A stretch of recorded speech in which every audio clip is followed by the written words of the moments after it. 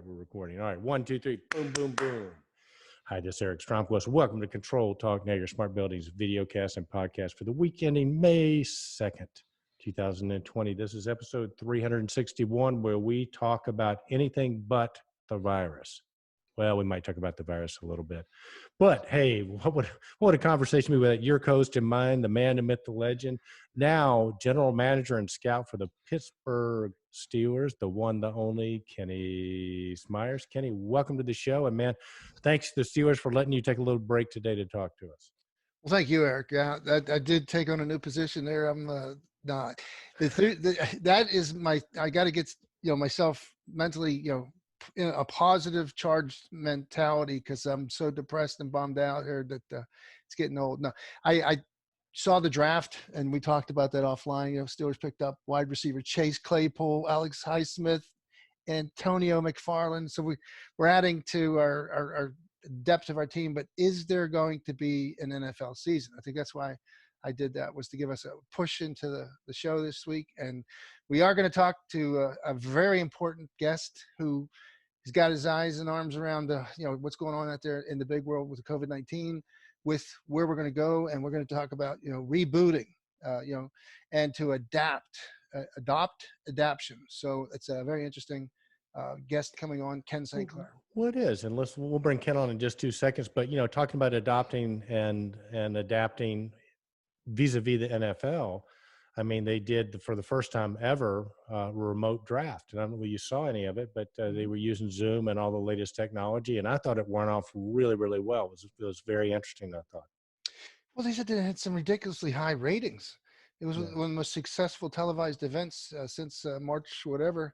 No. Most successful ratings via Zoom since ControlTalk. I mean, they did take our number one slot away. So, dang it. But my point being, and we're going to get into this, dive into this a lot. I mean, it's not all doom and gloom.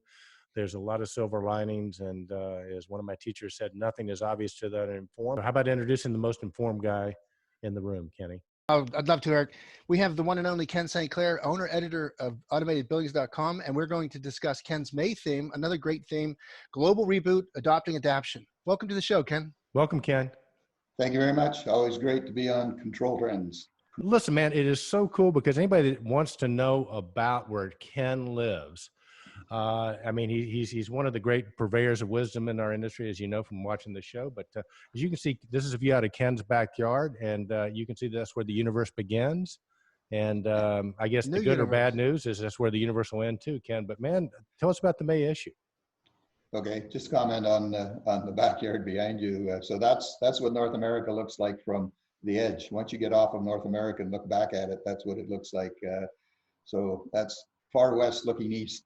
Yeah, so we're always talking about the edge. We're always talking about the clouds, and the cloud thing is interesting too. It's a thing called a fall streak, and what happens is the climate condition is such that actually the cloud freezes and then it falls out and creates that hole.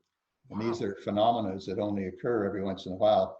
And I actually happened to catch this picture just in front of the house, and it's. I had a better one than they had on the front page of the paper, so I was quite pleased with that. So anyway, that's a fall streak from the West Coast. So there we go. That's beautiful photo. Yeah, it turned out quite nice. So the issues online we're adopting and adapting, and as Ken pointed out, I'm not sure what the right words are, but we know we're going to have to change. And I've kind of taken this all towards the idea that we were all sent home, we were all shut down because there was this nasty virus, and we kind of imagine it just like we do with our computers. Okay, we've got to shut down because we don't know how to prevent this virus from occurring. And so we were all sent home to our rooms. And think about it, the big advantage we had is that we were still online, so we could see what was happening in the world. We saw that it was real, it was happening in various places at various times. And I think that's going to be our greatest asset. So when we do reboot, we can actually do research, we can recreate ourselves and come back online, do a reboot and give it a go. And if we crash, we can do the process over again. We can research, rebuild, recreate, and come back online again until we get it right. So that's the simplicity of what I'm trying to portray. A lot of things has happened. A lot of great information has fallen out of the sky, and everybody wants to help the situation. We're having some great discussions on Monday Live. We've got this Zoom thing going, and we're trying to just discuss how are we going to get the people back in the buildings? What resources do we have that we can use? And so there's a lot of stuff going on in that area as well. That was quite a faculty gathering there. I thought when I looked at that first frame and I saw about 12 or 14 of the top veterans in the industry, Tree Sullivan, John Petsy, Anton, I thought, my God, I would hate to make that payroll. But no, it was just, it was very, very interesting.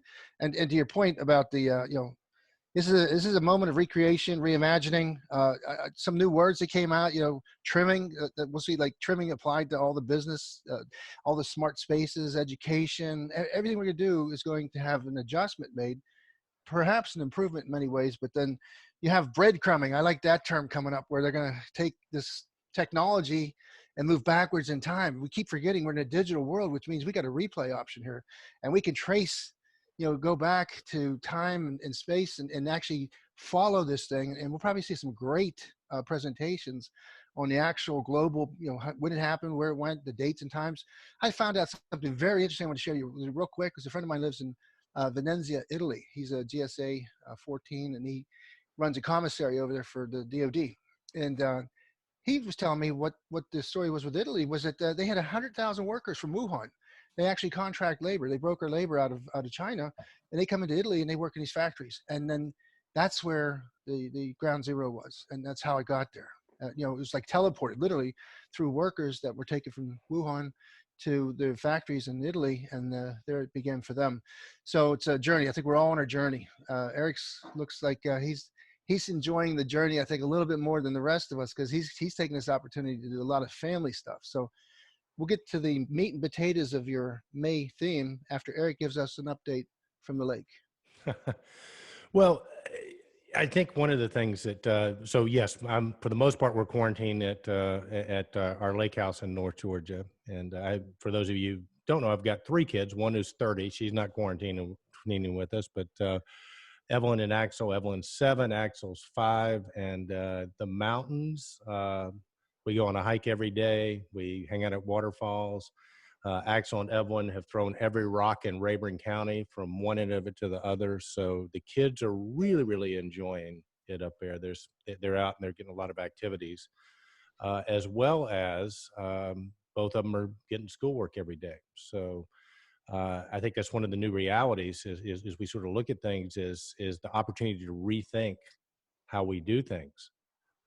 So just education is one of them. But I didn't want to go too far afoot, Ken Smyers. No, one of the reasons why I did that was on purpose, was because, again, innovation comes from the home and moves outward. And what we do at home, we expect to work. And if we safeguard our place where we live and our children and whatever, and we've reunited and come in with recultured ourselves, now we take this and look out, like Ken Sinclair says about rebooting.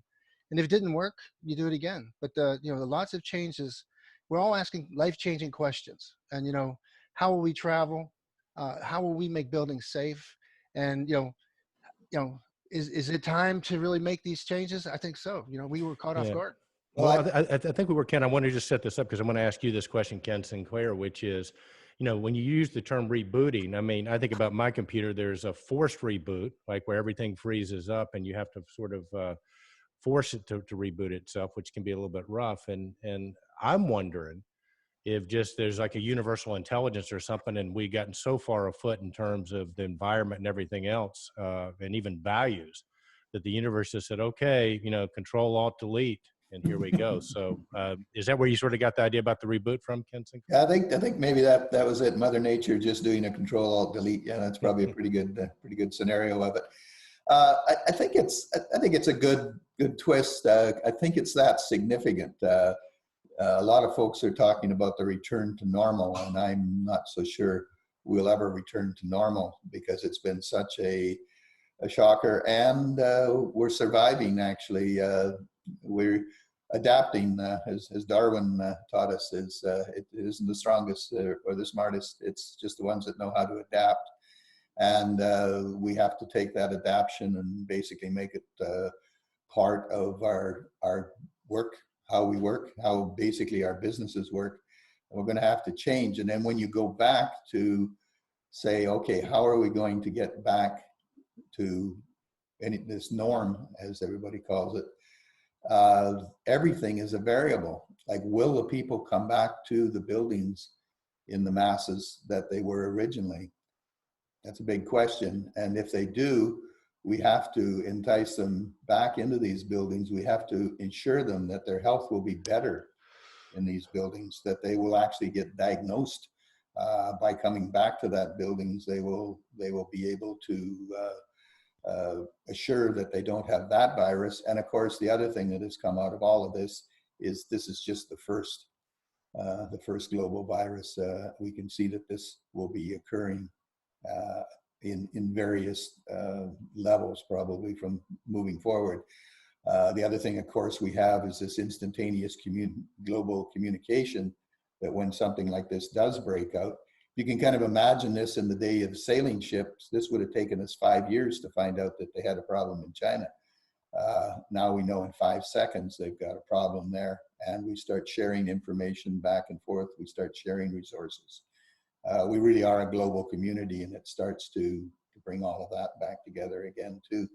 So anyway, yeah, a lot of changes. I think the big thing is when you, I'm already on to the next thing. So we've got our May issue with the reboot, global reboot, and adopting adaptation.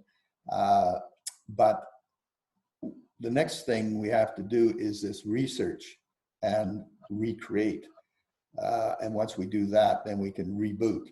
We have to basically, what went wrong? Why were we sent home? I think we have to kind of understand that. And there's a whole bunch of reasons in there, and there's a whole bunch of changes. When we go back to look at the constants that were setting our life, some of the constants have actually changed. So that kind of gets interesting too. So well, hang on, say more about that, Ken, because I think that's a really good point that I don't hear a lot of people talking about, going back and really figuring out, how this happened. Well, I think some of the constants were we just fallen into a pattern of going places we probably didn't have to go. We all traveled a lot more than we had to travel. The whole face-to-face, and it became like a social life. And what we're finding, I think, is that we can cope using Zoom. It's actually quite an effective way of focusing on a particular group of people and sharing information. And all we have to do is travel, is put on a clean shirt. And the other thing I learned, you got to have a clean water glass, because that was bad. So all of a sudden, commuting has become a less of a hassle. And then we start to see, coming out of that, some environmental impact that we could have never seen in our lives. The clarity of the sky in LA, the clarity of the sky actually in the Olympic Peninsula. We're getting days here. I can see the mountains in Vancouver. I can see the mountains behind Vancouver crystal clear on some days now, which I couldn't before because the reduced pollution. And for the Olympic Peninsula, which is more or less just off to your left there, it's Mount Baker in the background. So off that direction. So I'm seeing a clarity. I'm sitting here looking at North America, seeing it clearing up. And so I think what's going to come out of all of that is, do we really need to commute as much as we do? Which the big problem that brings up is, am I going to go back to those big buildings? And how are those big buildings going to be used? Because I think they're going to have to be repurposed. And probably we're going to see the first iterations of that, as we often do in the software campuses.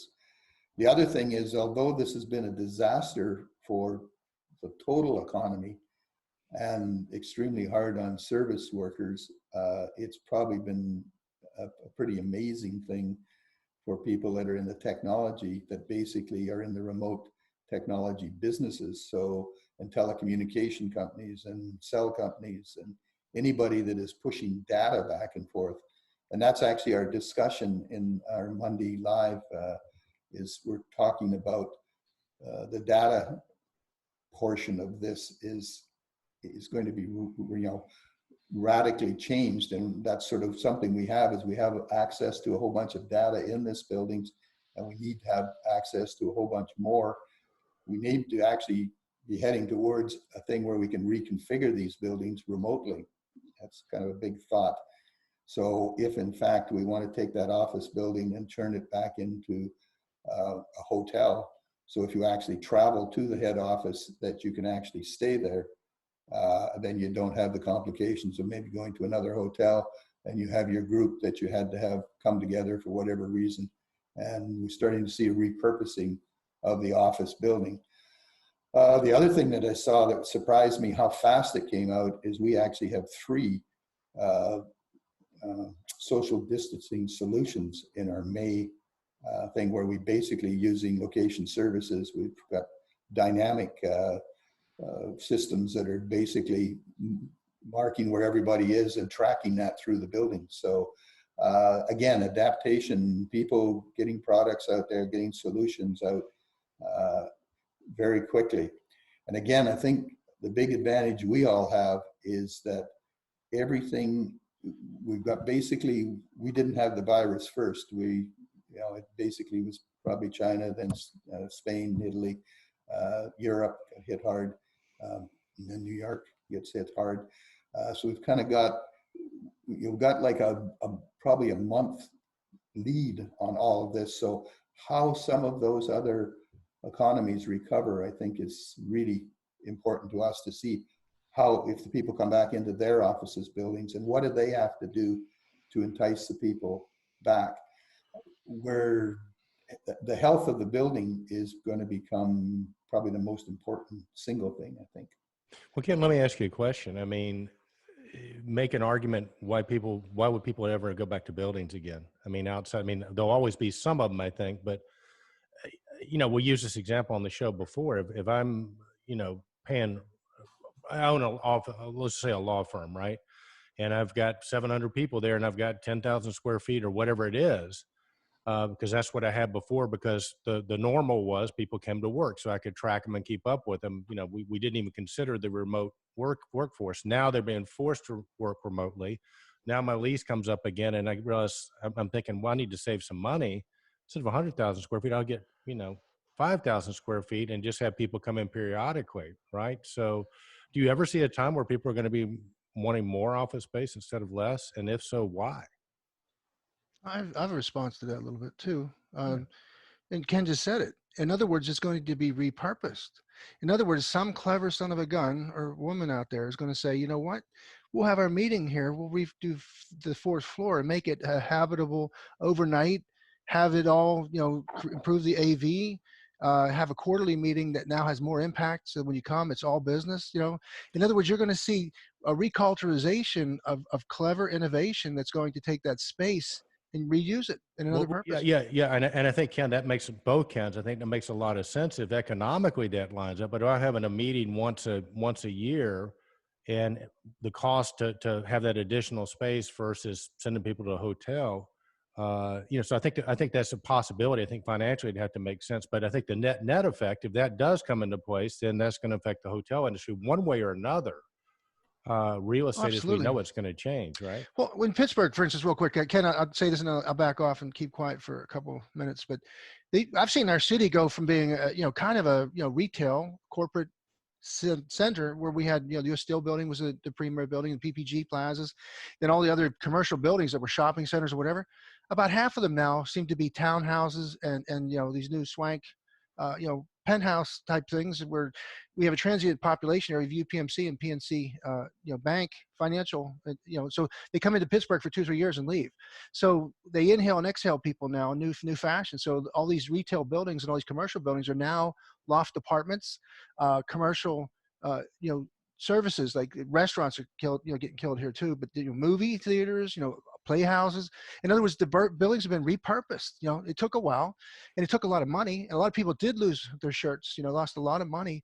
But again, because it's there and people do prefer to be, I think to answer some of the questions too, people want to be in person as much as possible. We're social creatures, and to the point where remote monitoring, can take care of 80% of it or 70% of it. There's still going to be that 30% or 20% where people are going to go out, engage, and socialize because we're humans. Well, we are, Kenny, because we're boomers and we were brought up that way. But the generations that are coming up, after us, maybe not so much. But you brought up something pretty cool, which maybe an idea would be, you take your building or your space or whatever, and you've got your where you work, and then you also have apartments that is part of the deal. So you go to work for a particular company. Hey, you got an apartment in the building that takes care of all your living cost, and you're not having to commute, right? Your commute is getting in an elevator and going upstairs. So that could be a possibility where we see work and living spaces combined together. Okay, another big thought that comes out of this too is that the building could be used as a tool to almost cleanse the folks. Basically, viruses like this, one of the big things is it breaks apart the company from a morality point of view, not morality, but moral point of view. Not what the word is. Morale. That's it. From a morale point of view. Thanks, I needed that. I was You're welcome. And actually, if the building can in fact heal them, if we could, like one of the big problems with this is trying to identify who has it and who doesn't have it. So if we can actually start to have the building become a safe haven, as to when I go into this building, it scans me. We have medical testing at the door, and I get a little certificate. We're starting to see that. Actually, my daughter's telling me in Hong Kong, they're actually starting to do that, and you actually get an electronic bracelet if you've checked out okay. And then they're tracking the movement of these folks as to where you cannot move. And if in fact you've come close to somebody that has the disease, then we're starting to see that side. Actually, we should probably talk about that. That's a whole other evolving thing that seems to be happening, is the idea of how the big problem with this is that one person can infect so many people. So once we have that one person, we need to be able to identify who they are and who they've interacted with. We don't necessarily need names, but we just need to know that they were in this crowd of 1,000 people and they potentially touched all of these people, and then all those people have to get checked and basically separated from the herd. All right, Kenny, hang on, Ken. You're saying a lot here, and good gosh, Kenny Smyers, what would George Orwell say about all this, man? I tell you what, it just seems like at a certain level, wow. I mean, it's Minority Report, that movie all over, where everybody knows where you are, who you're in contact with, and all that, all quote unquote for the greater good. And believe me, I'm taking this seriously, but boy, it seems like we sure could be giving up a lot there, right? Okay, to Ken's point, 37% of the people, so there's a natural order of responsibility and governance. So you have the government says shelter in place, business and public areas are shut down, overall reentry strategies must be devised. So there's a scale, health, economy. Well, health won out for 35, 40 days now so that the hospitals could recover. There's a thing called adaptive triggering where they had to slow things down so there's enough room in hospitals. So when this next bout occurs, to Ken's point, it's not gone. It's not going anywhere. And people are going to want to say, is my building safe? So that when they have room in hospitals, they're going to start changing that scale. They're going to let economics come back up. Pennsylvania just went in certain parts with the yellow. So now things are opening up. Real estate's opening up. Lawn workers are opening up.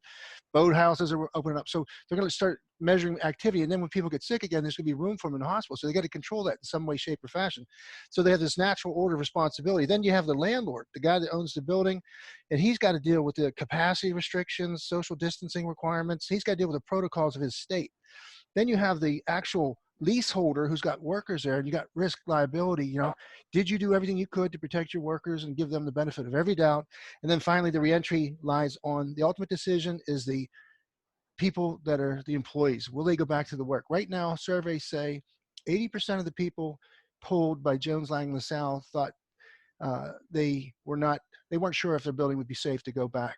30% of the leaseholders think that they can put measures into place, deal with elevators. I mean, how the heck are you going to get 10,000 people come inside of a building in New York every day, and then they disperse throughout 60, 70, 80 floors.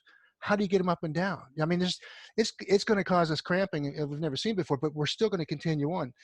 So to your point, Eric, the ability to do that and maintain your constancy of liability is you take measures to do thermal imaging at the door. You make sure people, if they come in and they have a high temperature and they're very likely to be a carrier or whatever, you start to segregate them. You ask them some questions, whatever. The rest of the people that don't show up, their entry control lets them go through the building and they go to work.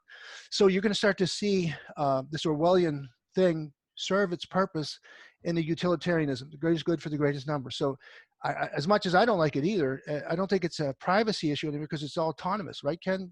Much of the things we're talking about, they don't track your name. They don't know it's Eric Stromquist. They just know you. Wait a second. What got me on this was Ken Sinclair said, and correct me if I got this wrong, Ken, that you're in a crowd of people and you're somebody that's infected. I mean, what's the point in tracking that you're in a crowd of people if you're not going to know who the people are to go curb it? I mean, you at a certain level, you have to know if they've been around 500 people, who the 500 people are. Otherwise, why do it?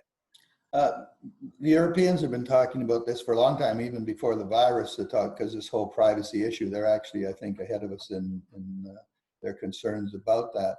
And they've been talking about a thing it's called disposable identities. And somebody pointed out, I think it was Rick LeBlanc from Huron, that would basically said, disposable is not the right word. And I think I quite agree with that. Disposable isn't. But the way I kind of look at it is, we basically have all run into numbered companies where we're trying to figure out who owned that building and who's controlling all of that. And everybody says it's controlled by a numbered company, and everybody goes, And so we don't really know who has it. That is kept quiet. So basically what happens is your cell phone gets registered to a numbered company or a numbered that is somewhere. There's a record of that, but it's certainly not public. So I don't have to know who you are. All I have to do is send you a text message saying that you yesterday were in the contact of potentially 15 people or one person who had that. If you have any symptoms or that maybe even if it was a bad enough case, if that person went to the hospital, that numbered person went to the hospital. So anyway, I wouldn't mind that. I mean, just getting a text knowing, hey, you've been exposed, go get checked. That part's okay. But right, because then they have to triage it. They only have so many testing facilities, so many tests to give, and if they can identify who would be the most purposeful, who would get the greatest utilization of that test, they can start to direct that. So I think that helps in the processing. Guys, I just got to ask this question, and because we've all been around for a while. I mean, we've been through the swine flu, we've been through Legionnaire's disease and all that kind of stuff. And I'm not making light of this. This is a curiosity. It's not an accusation, or I'm not angling for anything other than just trying to understand. How is this one? How did this get started? What makes this just so epic, right? I mean, is it just because now we're all connected in the world and we've got all this information? Is it because people are traveling more? But I mean, guys, we remember the swine flu. We remember Legionnaires. We remember all that stuff. And, they were serious, but not epic. And this is changing. And they didn't change the way we did life, right? I mean, they got dealt with. It didn't close down the economy. Yeah, it didn't close. Global closure. So what is it about this one? Well, Ken, you go first, and then I'll go second, because I have something to say. I think it's the ability for it to spread. I think, again, I go back to my computer analogy of rebooting and stuff, and basically virus and virus protection. Why do we spend so much money on virus protection? Because the virus basically attaches itself to one computer, and then the next time that computer talks to another computer, it gives it to it. So the whole concept of computer viruses is the speed at which they can propagate has caused us to change the way we all have virus protection software, and we're always trying to do everything we can to try and stop those things. So again, it's the same analogy, I think, is that this particular disease, ironic, as I understand it, it can only exist. It basically flops into the people, and infects them, and then they infect other people. It itself, the idea of the social distancing is that if it can't jump to the next person, it stops. And we've Guys in actually place. proved that. We've actually proved that that's the solution to stopping it. We don't know what it is, but we know that if we stay away from anybody that has it, it just completely stops. And it needs us to propagate. And so if we're not close enough to each other so it can pass over, can't propagate. I don't know anything about medicine, but that's No, my but you had analogy. to, I mean, it's essentially it. It has a longer resiliency. It lasts longer than the normal influenza would last 1 to 2 days. And then this thing here has the ability to last, 3 to 5, and I've heard 14 days. It has the contagiousness. It's much more contagious than the other ones that I've read. I sent Eric an article this morning I read from a local neighbor here. Again, she's a robust 80-year-old woman that works in the yard every day, hard worker, friendly as can be, always organizes stuff.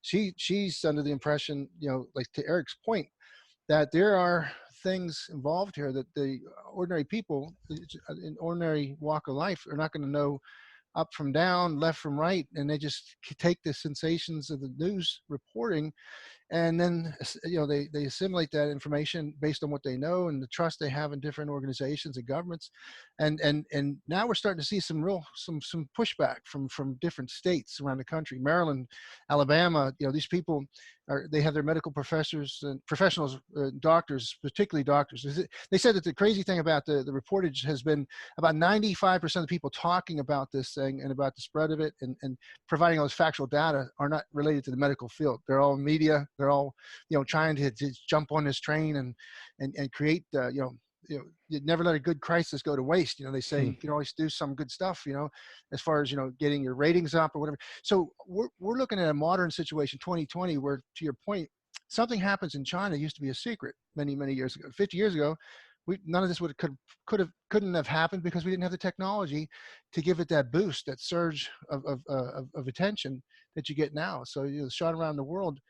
I mean, I have a friend in Italy. I told you guys offline that I did not know something that should have been very obvious. We should have all known it, and that was that Italy they have a problem with labor. They contract labor from Wuhan, China, and they change workers out periodically, and that is how he believed, and it's been reported there, that the people that lived in Wuhan that now work in Italy brought the disease with them.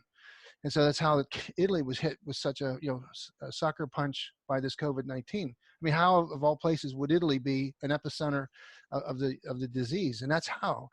And so if we actually tracked that kind of information, and we learned some of the medical terms like this adaptive triggering, where what's going on with the economy is that we're staggering the number of people who get sick at any given time, so that's manageable. So there's enough medical facilities available to give those people that have the greatest, likelihood and chance to fight this thing off, their immune system can react to it, give them the most favorable environment to deal with the disease and get back out. The crazy thing about it is that there's reports that in South Korea, somebody had it, was tested and didn't have it anymore, and then somehow was tested and had it again, which to me, I don't understand that. I thought once you had an immunity to it and we're having immunization shots are the real answer, how could you get it again? I mean, it doesn't make, so it must be new. So I think the fear of what this new virus, what the potential is, that we don't know what it is. So therefore our greatest energies are focused on what we don't know and the fear it generates. I think that's very, very good, is we need to focus on, because that's exactly the problem is it's what we don't know about it. It's not what we do know. The other thing, of course, is if you've been following ASHRAE lately, they've been, is this, can it be an aerosol? Can it travel in the air? Can it be like Legionnaire disease? Can it move through our systems? What precautions? So the amount of questions we have to answer before people come back into buildings, everyone's sort of scrambling to try and assemble that. And it's a crossover. We have deep knowledge of the systems in buildings, but we don't have deep knowledge of medical. So we're trying to find out, and they're trying to find out too. They don't have answers either. They don't know how it travels in air. There's been a few situations. So really the only thing we know so far is that if somebody has it and they're in close contact with a bunch of other people, it spreads really fast. And then that spreads from those people to the next people. So it's like an exponential thing. So the social distancing definitely works. Just a couple of points to that. New Zealand has declared themselves COVID free. They have no cases at all now. They basically eradicated it. Australia is well on their way, and they now are actually into a software program where everyone voluntarily signs up to identify that they don't have it. And then they can travel. So they will very soon be able to travel to New Zealand if they have this identification app. So we're starting to see, we're going to see the data side of this, I think. And that data side of it is going to greatly affect our buildings. And that might be something that might, I'm just, as always, just talking about what might happen in the future. So that might be our access to the building, that you'll have to basically come up with some kind of identification, whether it's an electronic bracelet or whether it's your phone is basically has a little app on it that has you identified as a numbered company. Warning. Yeah. COVID approaching. But Stay distant. The point is that you will have to prove that you're not a carrier. Well, Ken, The big problem now is we don't have the testing to do that. Ken, you're right. And to the point, imagine the neighbor side of this and teachers organization. Let's say you're a school district now, and you're not going to let any teachers come in and teach. First, you're going to get the building. One thing that was really cool about this, like you said, is we're learning our facilities much better. I mean, here's a whole cast of players I never knew existed: the facility manager, infection preventionist, environmental service manager, safety officer, security manager, risk manager, clinical staff representatives from. So if you get into the hospital conversation about how to make hospitals more COVID safe and whatever, I mean, you deal with a whole bunch of people that existed and had positions that you never dealt with before. So just like IT and OT crashing in, now we're meeting a whole bunch of other professionals that have very specific responsibilities inside of a hospital. And I don't think I knew 2 or 3 of those subjects before. Obviously we knew the security and probably the risk and safety, but I never knew there was an environmental service manager and an infection preventionalist that I had to go see or talk to regarding what their requirements were. And they're changing. I never knew that in a hospital room, after they have a treatment of COVID, they have to air it out. There has to be so many air changes for so many minutes. But the importance of performance of machines or equipment, HVAC equipment, is so critical because they're relying on this air change. So 38 minutes have to go by. So enough air changes go, push everything out. And then they come in and they clean it, make it ready for the next person. So this whole procedural thing will be what we learn, Eric, and how making a building better, making it smarter, changing the way we do things so that we get maximum efficiencies out of doing that process, Well, I'm wondering too, Kenny, and I think it's a good point. I'm wondering too is if maybe the edge for the buildings would be socially safe places to come and socialize, because I think that is what most people Bingo. that I'm talking to are being affected by. So maybe getting back to what Ken Sinclair said about the bracelets, and if you own a building now, you're taking part of that space and making it a socially safe space. So people come in there, they know the building's safe, and they know the people that are in there they can socialize with relative surety that they don't have the virus. Bingo. I think it's it. Okay, back to the hospital one, because that was a good one, Ken, and that's come into some of our other discussions. And the whole idea, the direction we were going is we've been moving more and more towards removing the software and the logic from the hardware devices and having it sort of floating. And what you just described there is exactly what had to happen in the hospitals. So they actually had to be remotely configured if they could be. And in fact, some of the more sophisticated ones were able to do that. Some of the older ones that were still tied to pneumatics and stuff, there was no way they could do that. And to put up some of these emergency wards, what they had to do is they had to basically take plastic and take areas and make this area into a temporary safe room. And then of course they had to change the air with the air pressures, and we had to do that quickly. Like we had to do that within days and or even hours. And so that's kind of pointing out the kind of flexibility that our buildings, to be useful, they're going to have to be able to be configured remotely. So that's an interesting thought that kind of goes along with all of that. Well, one thing I think for sure is you always used to say how, we're in the middle of so much change and innovation. And we've talked about the merging of IoT and gone through, the softer side of buildings where we have emotional buildings and things like that. And I think it's all kind of culminated. I think, we were on some kind of a track, whether we knew it or not, because when this hit, it was like we saw this culmination of all this technology and how the new future would look in buildings and smarter buildings and safer buildings, more comfortable buildings, more organic buildings, whatever you want to call it.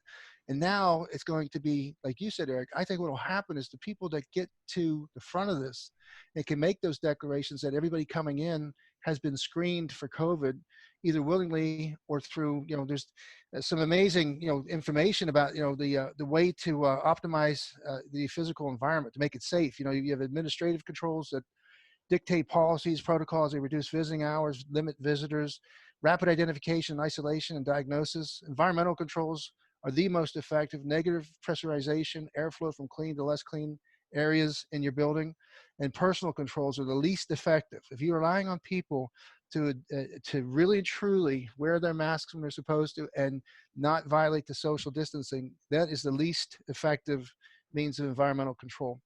And in personal protective equipment, like how many masks do you have, Eric? You guys have a set of family masks that you take with you when you go on places? Well, we're in the mountains, so I mean, it's just Anna does, my wife, and she's a doctor, so when she goes to the grocery store, it's like she's got a hazmat suit for all practical purposes. But Good for her. yeah, that's one of the reasons we're spending as much time at the mountains as we can. So What we don't about you, have to Ken? do Do you that. have a favorite mask now? No, no.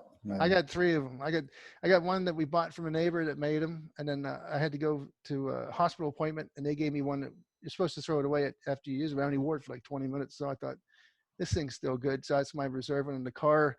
And then, but when you go to the red lights now and you look across and you see people this way and that way stopped, half of them are wearing masks, and you wonder. In fact, I just heard and read that they're going to change the requirement. Like in airplanes, they were going to say masks, but now it's facial covering. So if you wear a scarf or you wear something, but you have to have your face covered. American Airlines starts May 11th that you're going to have a facial mask, but they're not going to call it a, I'm sorry, you don't have to have a facial mask. You have to have a facial covering. I'm thinking about getting a Giorgio Armani mask or maybe a Kenneth Cole or something like that. I mean, the designer There mask you go. is what I'm So do you have to pull your mask down to get through airport security or not? I would imagine. I mean, you're going to see. Or are we ever going to fly again? Actually, that's the bigger question. That's like I say, everything is. I am.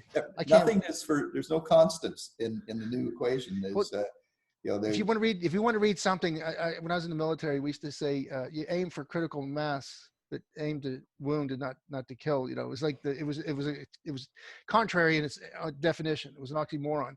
Well, now, like with the construction industry, they came up with protocols. So in the event that you have to have 2 people lifting at the same time, they obviously have to break the social distance, but you minimize it. And to your point, there'll be times where you have to take off your mask in order to perform something.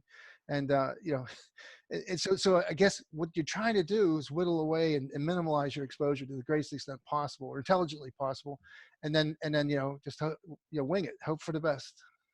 Well, I think so too, guys. And the other thing that we haven't talked about, at least directly, is the whole economic impact. I mean, it's like the big headline I read yesterday is May 1st. Most people are not paying their rents, both in terms of residential and commercial. I've got a buddy who owns a bunch of commercial real estate, and it's just like people are saying I can't pay, and he's calling the bank saying I can't pay. And then, at least in the U.S., Ken Sinclair, I mean, we just keep printing money, and I mean, how long can that go on? I mean, there's got to be a whiplash effect from that. Oh my gosh, yeah. So, it's like, all right, we're going to do a little bit of a Kenny Smyers conspiracy theory. I mean, if you want to convert the world to communism or socialism, I mean, this is one way, because at least in the U.S., we are becoming very dependent on our government. And by the way, I think they're doing the right thing. I'm not arguing with that. I'm just saying that's one of maybe the unintended consequences is that, what point in time does the economy catch up with all the money, trillions of dollars we're printing out and sending out, and the lost revenue? Well, you can't. It's like a cat and mouse. Well, there's a catch-22s. You can't do one without the other, and you can't catch the tail. But to your point, Eric, I think we really and truly, we're talking about scales where you had the health scale had to prevail shelter in place until we could catch up and get our bearings.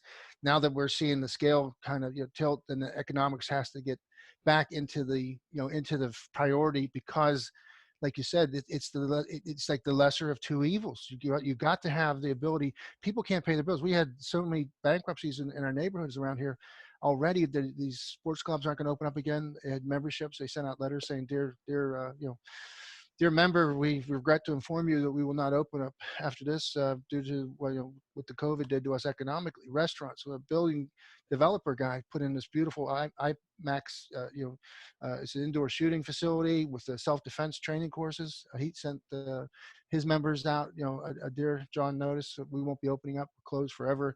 And so the impact we got to stop, just automatically closing things down. So Pennsylvania, we finally went into a certain amount of our state is now in yellow. So we're going red, yellow, green.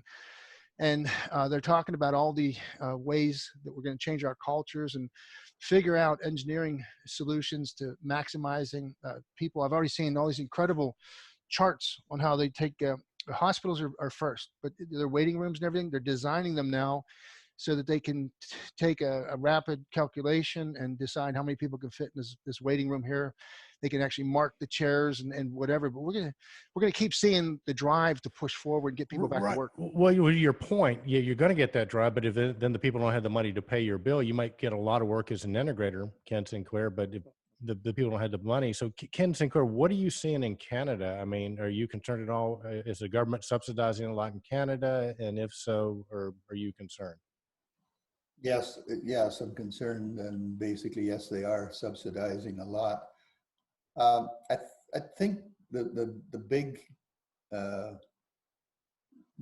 thing in the economy is going to be a shift almost backwards to from whence we came. The big picture, I think, is that we've been in a stage of urbanization where the people are moving off the farms and moving off from being self-sufficient and moving from smaller communities to bigger centers. And I think you might see a little bit of a backlash there, because it looks like it might be more dangerous with this, if this is going to be coming down the next bunch of viruses or whatever, that the amount of people in one place is maybe not as advantageous as it was originally said. So we might start to see a little bit of a pushback, that the economy will move from the major centers back out into the rural and smaller areas. People will choose to live in reasonable size. I don't think it's going to be back to the one person on one farm kind of thing. But I think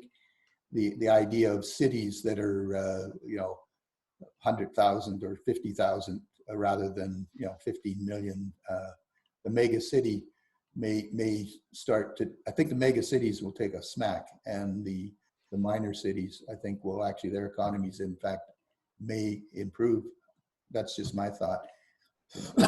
Well, I just saw I changed my background there. You see that? Can you see that now, guys? Yeah. The Cincinnati Bengal background. That's really nice. No, the Pittsburgh Steelers. And let me tell you something. I saw a report this morning. It was very distressing. $12 billion have been lost in athletics so far, with baseball, basketball, hockey. The impact is approximated at $12 billion. And they're saying if this continues into the football seasons with high school, college, and professional football, that that's another area where I think, as silly as it sounds, when people make decisions about what they're willing to risk themselves, imagine a stadium that sits 100,000 people only sitting 20,000 or 25,000. We have a drive-in that's opening up here in Pittsburgh on May 6th. And they're saying, they already projected how many people they could have and whatever, and how they're going to let people in. They're going to have one movie. But yeah, I mean, so these constant, these leaders in business, and how they're coming back in the thought process, and how we're going to salvage, like the NFL football season. It's going to push us to figure out new ways to get something done.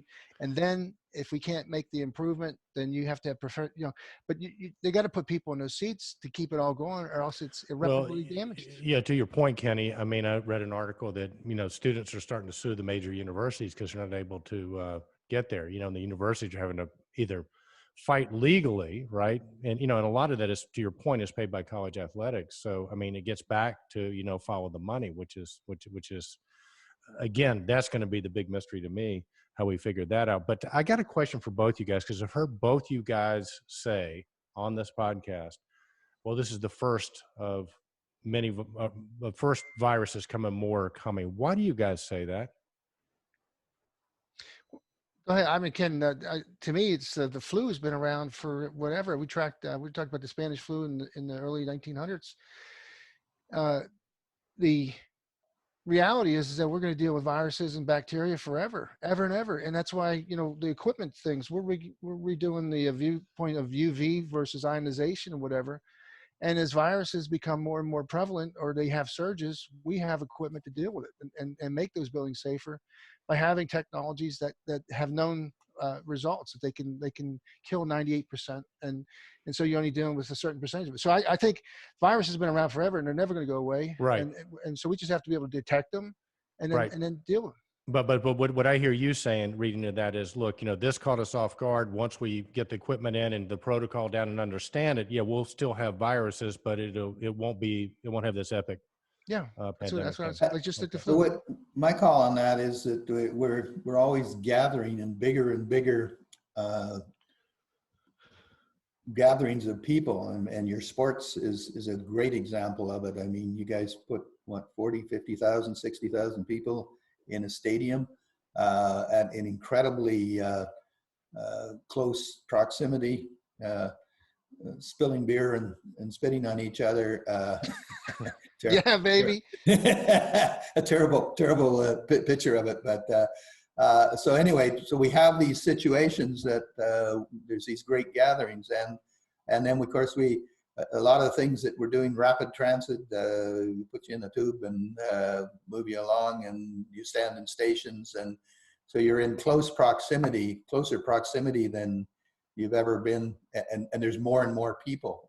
Subways, for God's sake. Think of that. When New York, did you say that? I think visiting New York and standing as upright and as straight as you can, because you're compressed on every side of every physical contact point of your body. You got somebody bumping into you. So yeah, they can. Yeah, rapid transit with social distancing is probably not quite as effective as. Why didn't this happen sooner, guys? I mean, because it's been, as long my entire lifetime, and Kenny, yours too, and probably yours too, Ken Sinclair, there've been subways, and there's been, that close proximity. And why is it? I don't think just we now knew it happened? happened, Eric. I think we were blind to the fact. And now that we have all this incredible technology, and Apple phones, and Google deals with Facebook, and all these, and Amazon gets to be the richest guy in the world. What you're saying is ignorance is bliss. So what I hear you saying is all this was going on anyway, but it's just now because we're so connected and have this technology. I would say that has a great deal to do with it. Yes. Well, then, yeah, actually, we're getting a lot of analogies to like the Spanish flu and the plague. Basically, the plague they went through. We've actually had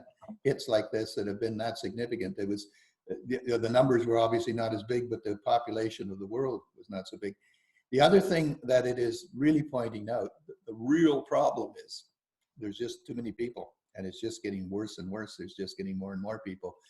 We basically have to stop growing and probably spread out. And and that's an incredible thing you just said there. Maybe this is a solution, not a problem. Well, I mean, the horrible thing in conspiracy theories. I mean, I have read the most. I mean, I can't even believe how people can put this stuff into print. Some of the stuff they're saying about who's responsible and how it's done. And the mongering of fear is incredible. But the cleansing that you were talking about earlier, Eric, offline, and you might want to bring that up now, was that, we're in a period of time where the earth is like, taking a breath of opportunity to clean itself. And in 30, 40 days, there's been extraordinary observances of nature healing itself. And is there a big design that we're part of? And we don't think we are because we're so sophisticated, but is there a reset that you were talking about, Control-Alt-Delete, where the maximum number of people in a particular place, if it exceeds this, it's called cybernetics with animals. If the rabbit population increases by so many, then the fox population increases, in a fashion to deal with it, so that the cybernetics is a basically, it's a Greek word that means a re-steering back to a normal limit, a normal number. I don't know if it's a very good. No. It's like, well, I think what you're saying is immortality might not be as close as we think it is. I mean, Ponce de Leon thought he found the fountain of youth. And, I think, part of what we've talked about, the three of us over the last couple of years is, well, wow, we'll just grow new organs and we'll do this and, they'll cure everything and so on and so forth and we'll live forever. Right. And to your point, Ken, I think what you're saying is, or maybe what I'm saying is that maybe there's like a universal intelligence, that just balances things out. And because on one level, I mean, we talk about the negatives of this, but, Ken Sinclair, you were talking earlier, and Kenny, you just mentioned, I mean, there are some real positives here, right? In terms of what's happening with the environment. I mean, Well, in other words, follow the money. Who benefits from this? Well, the we environment might get censored here, guys. directly. If we go out too far out of bounds here, we might get our license revoked, right? What license? But anyhow, it's fabulous talk. But I think it's conversations that really console us in certain ways that we're trying to figure it out. Maybe in a bar room, not on Zoom. I've got my beer. Well, I just, I'm ready to go back outside. They're starting golf courses here now with all kinds of rules, and I don't care what they are. I'm going to follow them. I just need to never get out follow to the rules on the golf course, Kenny Smart. Don't pretend like you're going to start now. Yeah. Well, listen. Let's shift, to your point, Kenny. Let's shift back. Ken Sinclair, tell our community a little bit about the Monday Live, because that's a new thing that you're involved in, and tell people about it and how they can get access to it, because Monday's coming soon. That's right. Monday is coming soon. Okay, it's basically, I think the instigators were definitely Anto and Mark Beatock got involved in it in the early stage, and John Petsy and some of the folks of the industry. They were all telling about how long they'd been in the industry, and I didn't want to say that I've been there longer than Muslim, but we're basically just trying to figure out how we're going to recover from this. How are we going to get the people back into the buildings? What does it really mean?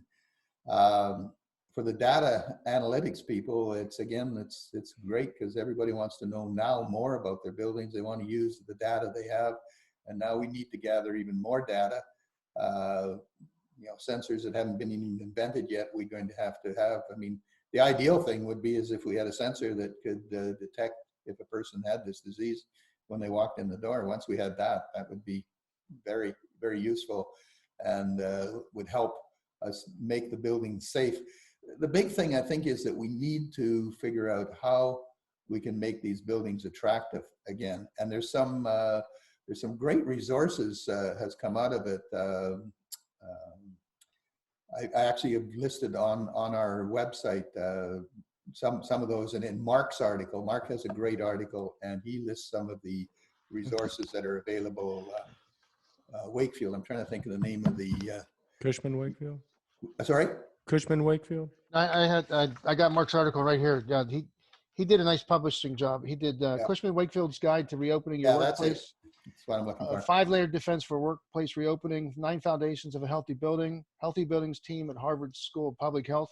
And every one of them, they follow the same thing of what we just talked about, But you do have to take steps. But see, again, there's different viewpoints here. Mark also pointed out in his article, the first couple lawsuits have surfaced where people are suing, the nursing homes and different things. And I've already heard some legal, chatter how you can't prove where you got the COVID-19, or can you? If they do have this breadcrumbing capability, and they can source it back to a particular origin, this is where you got it, and they didn't have things in place, are they liable? There's going to be some real interesting, conversations here about, what's more important, the ability of a building to say we're safe, we're COVID-19, we've done every single thing that all the protocols from our state and federal government, and we comply. We're ready to roll. Let's get people back in here and let's do it. And if you don't want to do that, then you're going to affect our rating or our ability to be COVID-19 certified, whatever that means yet. But it's coming. It's coming. It's coming. So I think that's exactly the kinds of discussions we're having on Monday Live, and it's we've got a good diverse group, and also some good people in the audience as well that we draw in every once in a while. There's a good chats going on. Ken, how do people get it? Monday Live. How do they get it? We can just give you. It is in fact just. Is it a link, or you guys live stream it? Yeah, there's an actual website. Perfect. Okay. Well, we can put that in the show notes. It's just mondaylive.org. I just wanted to give it to you exactly. Cool. Right. Perfect. Well, guys, Uh, I tell you what, we could go on and on and on about this, but suffice it to say, we probably will unless we stop now. No, I want to say one thing about the Monday Live. I got to watch some of it, and I would definitely try to participate if I'd have known in advance. But John Petsy said something that was real interesting. When everybody asked about the impacts or whatever, and basically he said he's never worked harder. He goes, most of it's support and conversation. Very little, the sales are down. So I just got a kick out of how at some point in time, like you say, follow the dollars, Eric. We've got to get back into the safest, securest, healthiest way to get back into the doing what we do, and continue to service the buildings and make them smarter, safer, healthier, more productive. All those things that we were back before we got knocked off the horse with COVID-19. We need to get back on that horse.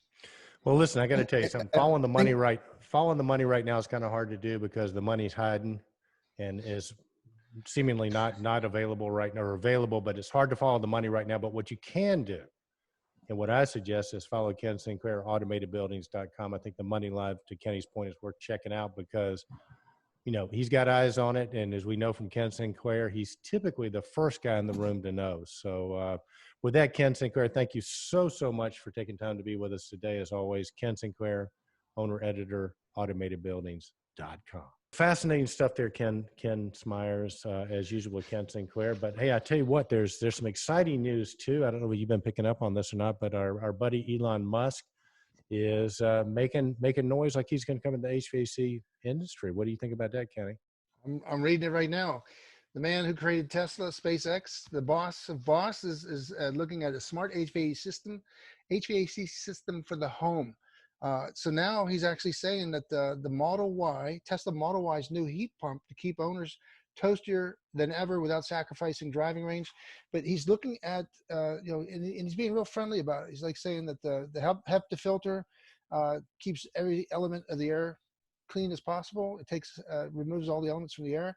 HEPA air purifiers have also become common household appliances. What Musk talks about is installing this kind of technology into the home's entire HVAC system to keep the air incredibly pure. And in light of the COVID-19, that is a darn good idea. What is, we've talked about him before too, Kenny, because we have postulated that at some point in time with solar, right, and then with battery technology, that you could have a completely energy independent system, right? And so the challenge, as I understood it, was you could have solar power, you just didn't have the ability to store it. And Tesla, remember about a year or so ago, we were talking about Tesla's energy wall, where it could take that solar energy and actually store it. And so now he'll be able to probably power his heat pump. My guess is he's going to unveil that now it's completely energy-free system on top of that. Wouldn't surprise me. Well, he says, okay, so again, he's going to use his own house. But it says this would not be a Tesla kind of dream without some connectivity. Musk says he imagines the HVAC system could communicate with the car to know when a home's owner is coming home. The system could adjust the humidity and temperature as needed to make things just right upon the owner's arrival, like a temperature thermostat or smart thermostat. But it also is the humidity and particle control is a big step. So they're making a big deal about the gets control over the coronavirus pandemic. But right now, it's the automaker shut down the plant in Fremont this Monday to obey a shelter-in-place order. So again, this is on the drawing boards. But I think, again, to our point that we always were concerned about, somebody outside of our domain expertise coming in from the 30,000 foot level and just. Well, and welcome, Elon Musk. He's been endeavoring to come on the show. Kenny's been a little reluctant to bring him on, but Kenny, I say we welcome him with both arms because I think he'll do some good stuff. So. If I had a chance to work with Elon Musk for 5 minutes, I'd enjoy it. It'd be a life-changing event. I've always liked Elon Musk. Ever since I saw those two, space vehicles, so they were the boosters come down and land simultaneously on the pad. Yeah. I just realized that, but my friend's a pilot, and the last thing he saw before he retired was that he saw the satellites up there when was it 60,000 feet, above the earth. And he said it spooked him a little bit because there's a little procession of satellites, and they're going to be the glow, 5G is going to be up there very soon. He's going to deploy 10,000 satellites, And again, when that happens, then the autonomous vehicle dream is going to be a reality, because that is the communication bus that it needs to have, that instantaneous, communication. And we'll Well, see in our lifetime. and he also, he bought a flamethrower company, so I've got one of those on order. So he's just does such interesting stuff. He's one of the great, great, great geniuses of our time. And yeah, you can come on the show, Elon, anytime you want to. Not a big deal. All right, Kenny Smyers, anything else before we hop off? No, Eric, we had please visit the site. Thank you to our sponsors, and we're just dealing with the COVID thing best we can. But again, there's a lot of really good things moving forward in our industry. I hate to say it, but if there's one thing that this thing has really highlighted, the importance of what we do for a living, and how the HVAC equipment has to be optimal. You need these great service contractors out there do such a wonderful job, and they kind of overlooked in terms of their profession, and what that means to society at large. Hospitals, starting with hospitals, but they got to have what it takes to do what they need to do, and that is control the environment, the temperature, the humidity, the pressure, create the negative pressure and the room pressure monitors, and how it's tying into, I've never seen it under such magnification standards. Are we doing it, and how do we prove that we're doing it? Right. It's fantastic. Great opportunity for our industry. Again, it gets back to the money for me. And speaking of that, Kenny, I do have a movie recommendation, series recommendation, and I'll let you do one too for our community out there. If you haven't seen on Netflix a series called Money Heist, and I picked that because I think it's an appropriate title for maybe what's going on. Definitely recommend that. Really, really wonderful series. Keep you on the edge of your seat. Well done. And you can even watch it you can't watch it with the kids. But it's good. We might get to that one. We're watching Bosch right now. I just remembered that. Oh yeah, he came out with a new series, and then there's what is it? The Kingdom. The Kingdom. There's a guy there that. You only get to recommend one, Kenny. Is it Bosch or The Kingdom? Bosch. All right. So Bosch, and for our audience that doesn't know, one of my favorite writers, and Rick Jones. He and I love these books. Michael Conley. He's written books forever. He writes about a detective in LA named Harry Bosch, and they turned that into a series about 3 years ago, and pretty good stuff there. So, but if you don't want to watch the series, the books, I mean, they're page turners. Every time one comes out, I can read one in 2 or 3 days, and they're just really, really well written. So, All right, with that, Kenny Smyers, a special thanks to our guest this week, Ken Sinclair from Automatedbuildings.com. Be sure to check him out. Be sure to check out MondayTalks.org. Every Monday. Monday, what is it called? Monday Live. MondayLive.org. And you can get some more conversation there. And Kenny Smyers and I will be back with you next week, God and COVID virus willing. And until then, remember, be bold, stay in control, stay safe, and don't hug anybody this week. Wear your mask. Indeed, Kenny Smyers. All right, brother man. Okay.